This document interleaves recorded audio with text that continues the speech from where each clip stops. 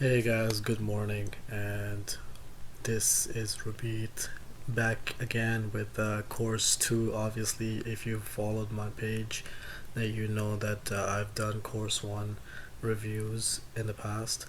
I'm trying something new. Instead of you watching me read something, I'm hoping you can see what I'm doing on my screen. So let's start this. So what I want to do is just maybe like review uh,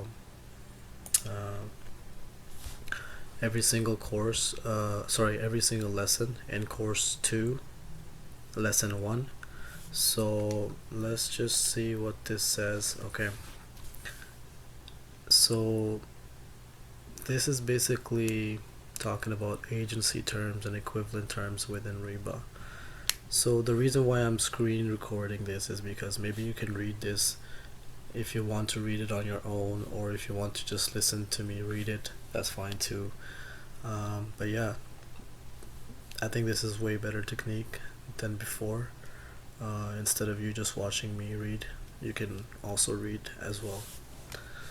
So in order to fully understand obligations both under the common law of agency and REBA, it is important to know the applicable terms used. The terms used under the agency are followed by terms used under REBA. Agency is equivalent to the term representation. This is the agency. This is the relationship between the parties, that is fiduciary. So what is fiduciary? Let's just click that. See, this is what I like. So if it's recording, you can see the definition. You can pause at any time if you want to read on your own.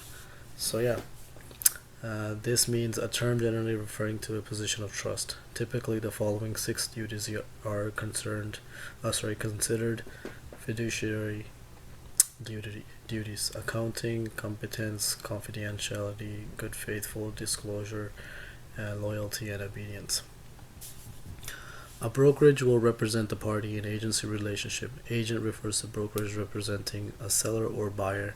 The term agent is used incorrectly when referring a salesperson. The term agent identifies the brokerage.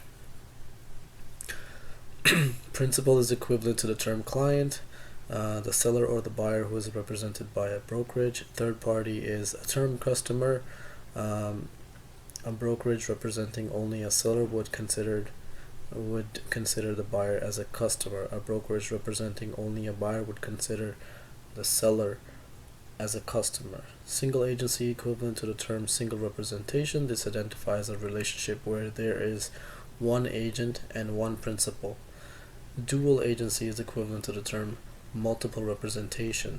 This identifies a relationship where there is one agent and more than one principal in the same transaction. So this basically, we've covered this.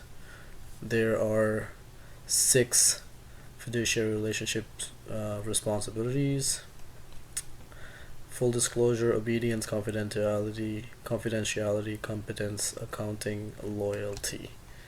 The brokerage and by extension all salespersons are required to uphold these obligations. Authority. Well, authority is permission granted to the agent by the principal. A seller or buyer gives the brokerage express authority to represent their interests in a real estate transaction. Implied authorities are an extension to the express authority.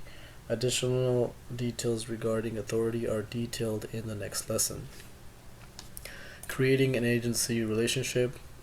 So an agency relationship can be created in several ways: by agreement, a written agreement, a verbal agreement, or an implied agreement. If a seller or buyer and the brokerage act in a manner which suggests that express agreement exists, an agency relationship is formed, even though no formal understanding is reached between them. By ratification, an agent's authority can be granted retroactively. Ratification implies if the agent has acted either with authority or in excess of granted authority. In such instances, the principal subsequently agrees to be bound by such unauthorized acts. So if A principal and an agent later sign an agreement or give formal consent to an action previously taken without explicit permission, thus ratifying the agent's action. By estoppel, an agency relationship can be created by estoppel when a principal leads a third party to believe that they are being represented by the agent and the agent has the authority to act upon the principal.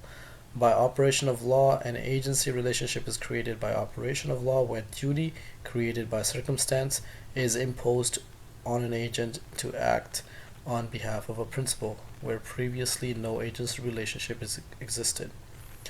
The agency relationship would be based on established legal principles rather than by formal agreement. The leading practice for creating an agency relationship is ensuring that there is a written agreement. A written agreement will help to ensure there is no confusion, misunderstanding, or miscommunication with the seller or the buyer as the authority granted, services provided, or the duties and obligations owed by all parties. Okay. Termination of an agency relationship. So basically, they say any relationship can be terminated by completion of a performance. So that means the terms of an agreement are fulfilled, and mutual agreement. An agency relationship can be terminated by mutual agreement of the agent and the principal. Expiry date agreed to by the parties. Revocation, principal has the power to revoke the authority of the brokerage to act on their behalf. Impossibility of performance, so relationship can be terminated because of the impossibility of performance or frustration. This is when duties and contractual obligations of the principal and the agent cannot be fulfilled under normal circumstances. Illegality. Sorry, I couldn't read for a second. An agency relationship is terminated if the agency propose or the agency relationship is unlawful. This could occur both from an agent and the principal's perspective. Death, mental incapacity, or bankruptcy. If either the principal or the agent suffers death, becomes mentally incapacitated, or as to be unable to continue the relationship, or becomes bankrupt, the agency relationship is terminated. So that basically is common sense, I guess. Okay. The termination of an agency relationship does not affect the rights of either party or any associated obligations owed by one of these parties, unless the parties agree otherwise. As a salesperson, understanding the continuation of rights and obligations owed both to the principal and by the principal is an important part of the agency relationship the brokerage has with the seller or buyer. So that was basically the summary for lesson 1.